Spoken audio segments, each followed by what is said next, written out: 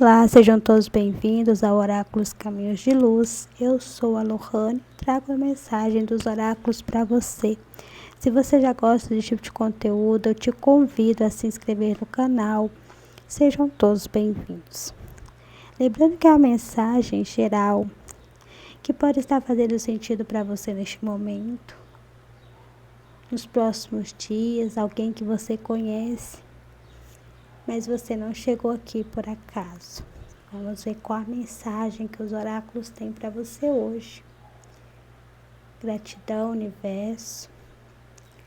Eu vejo aqui você tendo orgulho do que você está se tornando. Você já passou por muitas coisas, sabe que é vencedora.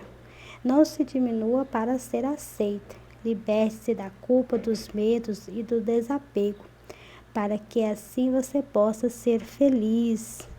Gratidão.